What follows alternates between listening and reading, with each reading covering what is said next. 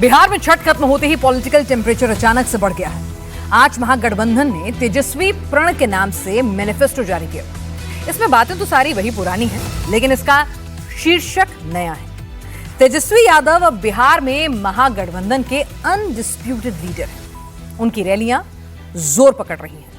कल राहुल गांधी भी बिहार में रैलियां करेंगे और महागठबंधन के लिए वोट मांगेंगे। लेकिन तेजस्वी की एक टेंशन भी इस बीच बढ़ रही है। मुस्लिम सीटों पर मल्टीपोलर फाइट की सूरत बनती नजर आ रही है।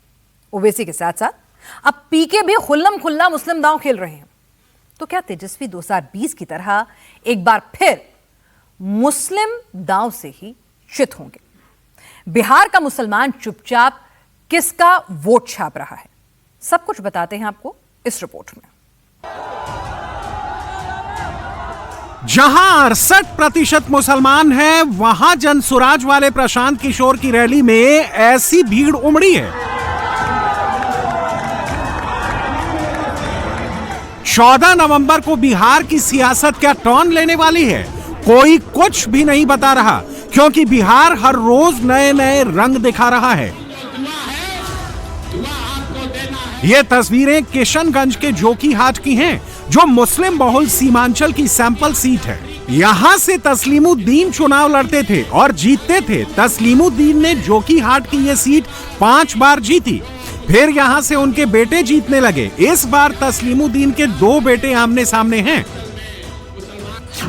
प्रशांत किशोर ने तस्लीमुद्दीन के बेटे पूर्व सांसद और पूर्व मंत्री सरफराज आलम को टिकट देकर मैदान में उतारा है। सरफराज का मुकाबला अपने ही भाई शहनवाज आलम से है, जो 2020 में ओवैसी की AIMIM की टिकट पर जीते थे और बाद में आरजेडी की लालटेन पकड़कर घूमने लगे थे। शहनवाज आलम को आरजेडी ने कैंडिडेट बनाया है।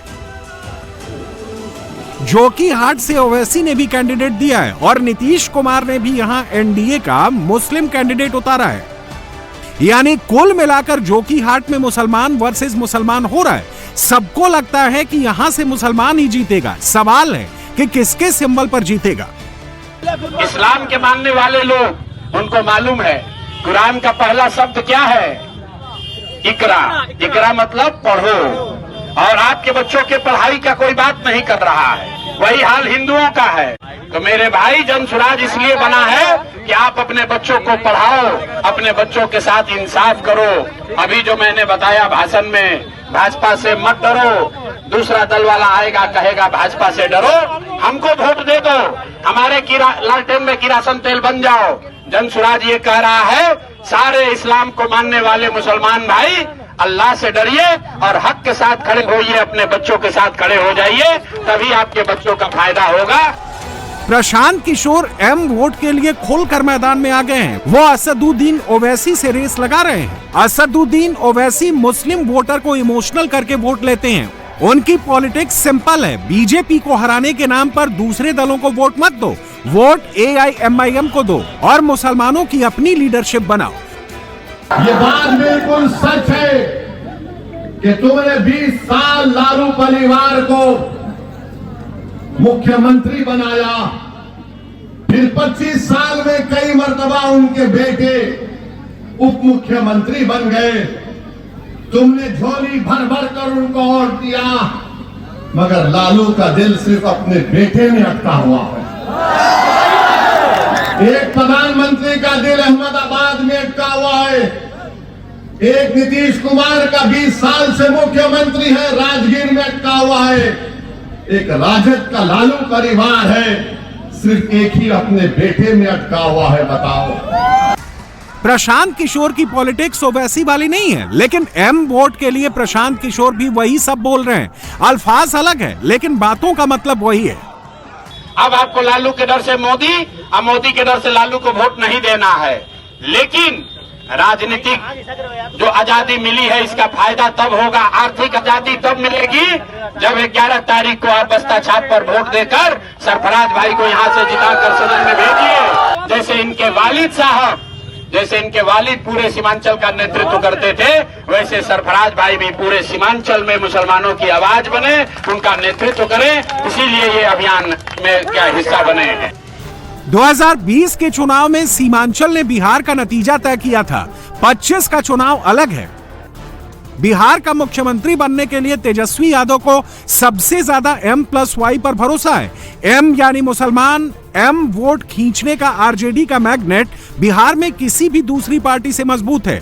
बिहार चुनाव का इतिहास गवाह है कि मुस्लिम वोट वाया लालू यादव महागठबंधन के खाते में ही जाता है। 2020 के बिहार विधानसभा चुनाव में 76% मुसलमानों ने महागठबंधन को वोट दिया था। एनडीए के खाते में सिर्फ 5% मुसलमानों के वोट आए थे। क्या इस बार कुछ अलग होगा? 2020 में ओवैसी तेजस्वी से बहुत पीछे थे। इस बार नंबर 2 के लिए पीके और ओवैसी में रेस है। तेजस्वी यादव ने पूरे बिहार में 143 कैंडिडेट उतारे हैं। इनमें से 18 मुस्लिम कैंडिडेट हैं। ओवैसी ने 28 कैंडिडेट उतारे हैं। इनमें से 3 हिंदू और 25 मुस्लिम कैंडिडेट हैं। पूरे बिहार में जनसुराज के 240 कैंडिडेट मैदान में हैं। प्रशांत किशोर ने सबसे ज्यादा 40 मुसलमानों को टिकट दिया है। क्या प्रशांत किशोर M वोट के नंबर 2 की रेस में ओवैसी को पीछे छोड़ देंगे या तेजस्वी यादव को सबसे ज्यादा चोट ओवैसी ही पहुंचाएंगे? जब 3% उप मुख्यमंत्री बन रहा है तो तुम क्या कर रहे हो वहां पर बैठकर? तुम सिवाय खम्वाली के कुछ नहीं कर सकते वहां पर तेजस्वी के दरबार में। बताओ क्या हासिल करोगे तुम? क्या हासिल करोगे? कितनों को टिकट मिलता है? 17% है। कितनों को टिकट दिए बोलो राजद वालों? और जो 14% है उनको 36% टिकट दिया जाता है। ये सामाजिक न्याय है? ये M-Y का कॉम्बिनेशन है?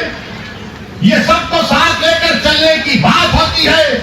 20 में ओवैसी का फोकस पूरी तरह सीमांचल पर था। 25 में ओवैसी ने बिहार की दूसरी मुस्लिम बहुल सीटों पर भी ध्यान दिया है।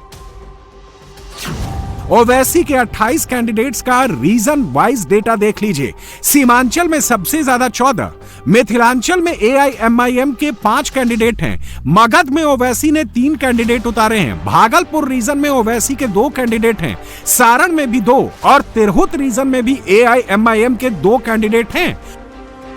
मोटे तौर पर समझ लीजिए कि अगर मुस्लिम वोट ओवैसी को मिल जाए तो बिहार में एक बड़ी पॉलिटिकल फोर्स बन जाएंगे। अगर मुस्लिम सीटों पर M वोट बंट गए तो तेजस्वी का मुख्यमंत्री वाला सपना टूटना तय है, क्योंकि M वोट के बंटने का मतलब M+Y समीकरण टूट जाना है। बिहार में जिसकी आबादी 3% की नहीं है, वो ये कह रहे हैं कि अब की बार उनका उप मुख्यमंत्री राजद से होगा, और जिसकी आबादी 17% है उनका कोई नामो निशान नहीं है। अगर कोई बिहार में कहता है कि अब के बार मल्ला का बेटा डिप्टी चीफ मिनिस्टर होगा, तो मैं पूरे आप तमाम से एक सवाल और एक फिक्र देकर जाना चाहता हूं कि क्या आदम का बेटा मुख्यमंत्री नहीं हो सकता? क्या अफजल का बेटा मुख्यमंत्री नहीं हो सकता? क्या मोहम्मद का बेटा मुख्यमंत्री नहीं हो सकता? क्या अलग सलाम आपका विधायक नहीं हो सकता? अभी चुनाव शुरू नहीं हुआ तो मल्लाह के बेटे ने कह दिया, राजद के नेता के मौजूदगी में कह दिया कि अब के बाद उप मुख्यमंत्री हमारे समाज का होगा, जिनकी आबादी सिर्फ 3% है और जिसकी आबादी 17% है। जो मोहम्मद का बेटा है, जो आदम का बेटा है, जो अहमद का बेटा है, वो ये ख्वाब भी नहीं देख सकता। तो ये इंसाफ की लड़ाई है, याद रखिए। जैसे आरजेडी का M+Y पूरे बिहार में काम करता है, वैसे ही मुस्लिम वोट का गणित कहीं कम कहीं ज्यादा पूरे बिहार में चलता है। ये राज पीके को भी मालूम है और ओवैसी ने भी इस पर स्ट्रेटजी तैयार कर ली है। आप बताइए, 17% अल्पसंख्यक समाज मुसलमानों की आबादी है और कितने पूरे पार्टी टिकट देते हैं? क्या हाल बना के रख दिया आपने?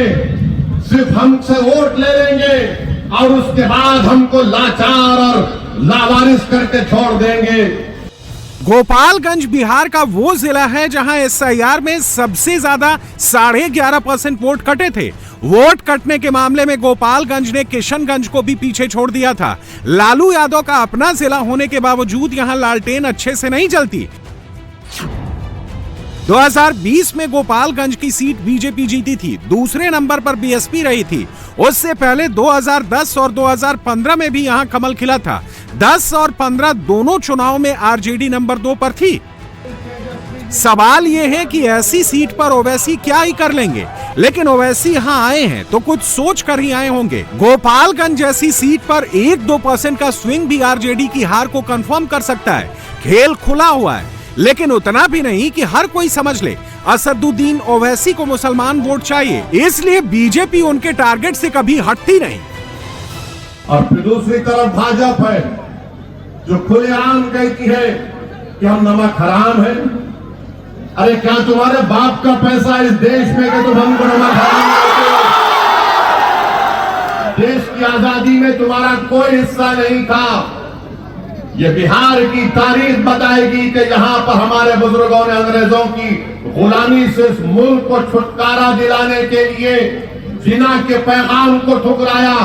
उन्होंने अंग्रेजों को यहाँ से भगाने पर मजबूर किया, और जो जंग आजादी में हिस्सा नहीं लिए वो नमक की बात कर रहे हैं। तो जो आज हमको नमक हराम कह रहे हैं, अरे तुम नमक हरामी कर रहे थे, नहीं थे अंग्रेजों की। दरअसल ओवैसी की मजबूरी है कि मुसलमान वोट हासिल करने के लिए बीजेपी से नफरत दिखानी जरूरी है। वो सीमांचल में रहें तो यही करना पड़ता है, वो मिथिलांचल में प्रचार करें तो वहां भी यही करना पड़ता है, वो चंपारण चले जाएं तो वहां भी यही करना पड़ता है। ओवैसी ने पूर्वी चंपारण की ढाका सीट पर भी AIMIM का कैंडिडेट उतारा है, लेकिन यहाँ ओवैसी ने मुसलमान को नहीं बल्कि एक हिंदू राणा रणजीत को टिकट दिया है। ढाका सीट बीजेपी के पास है। 20 के चुनाव में आरजेडी यहां रनर अप थी। बीजेपी ने यह सीट 10,000 के मार्जिन से जीत ली थी। तेजस्वी ने यहां से अपने पूर्व विधायक फैजल रहमान को टिकट दिया है। मुकाबला बीजेपी के पवन जायसवाल से है। ढाका सीट पर ओवैसी की पार्टी का कैंडिडेट ये इंश्योर कर रहा है कि मुस्लिम वोट इकट्ठा होकर आरजेडी के फैसल रहमान को न जाए। सवाल है कि क्या ओवैसी के कैंडिडेट राणा रणजीत को ढाका के हिंदू वोट देंगे? इसकी संभावना अभी बहुत कम है। अमित शाह बार बार बोलते हैं नए घुसपैठी को निकालेंगे। अरे घुसपैठी कहाँ है? 65 लाख नाम तो इलेक्शन कमीशन ने निकलवा दिए, फिर और 3.5 लाख नाम निकाल दिए। कितने घुसपैठी निकले? 2। अमित शाह, मोदी, हम आपको कह रहे हैं घुसपैठी दिल्ली में बैठी है, घुसपैठी दिल्ली में बैठी है, जिसको बांग्लादेश की जनता ने उखाड़ कर फेंक दिया। मोदी ने कहा आ मेरी बहन, उस घुसपैठी को निकालो मोदी जी। बिहार में कोई घुसपैठी नहीं है, अगर है तो फिर अमित शाह क्या कर रहे हैं?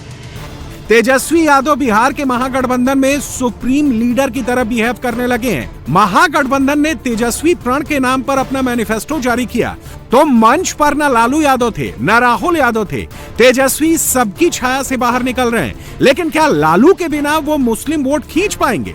तेजस्वी कहते हैं कि उनकी सरकार बनी तो वो अल्पसंख्यकों का पूरा ख्याल रखेंगे, लेकिन मुसलमान उनके कैंडिडेट्स को दौड़ा रहे हैं।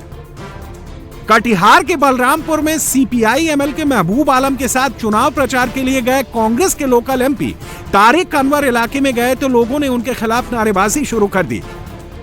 हालात ये हो गई कि महागठबंधन के नेताओं को वहां से भागना पड़ा। सीतामढ़ी जिले की बाजपट्टी विधानसभा सीट से आरजेडी के सिटिंग MLA मुकेश कुमार यादव को मुसलमानों की गालियां सुननी पड़ी। मुकेश यादव जैसे ही प्रचार के लिए अपने क्षेत्र में पहुंचे, लोकल मुसलमानों ने उनको दौड़ा लिया। ओवैसी ने सीतामढ़ी के इस रीजन में भी अपना एक कैंडिडेट उतारा है। ओवैसी का कैंडिडेट बिहार की हिंदू बहुल सीटों पर जीत जाए, ये होना लगभग उतना ही असंभव है जितना मुस्लिम बहुल सीमांचल में प्रशांत किशोर की पार्टी के कैंडिडेट का जीतना। लेकिन राजनीति में हर काम जीतने के लिए नहीं किया जाता, कुछ काम दुश्मन को हराने के लिए भी किए जाते हैं। पीके और ओवैसी बिहार के इन चुनाव में ऐसे ही बाजीगर हैं जो भले ही कम जीतेंगे लेकिन हराएंगे ज्यादा। सीमांचल के लोगों को इतना ही कहेंगे, यहाँ मुसलमानों की बहुत बड़ी आबादी है। जी साहब, तो मुसलमानों से एक अपील करना चाहता हूँ कि अभी तक आपको लोग कहते हैं कि भाजपा से डरिए और हम लोग को वोट दीजिए। हमको जिताइए। गठबंधन वाले कहते हैं भाजपा से डरिए, हमको वोट दीजिए, हम लोग आपको भाजपा से बचाएंगे। जन सुराज ये कह रहा है कि भैया भाजपा से मत डरो, अल्लाह से डरो और हक के साथ खड़े रहो।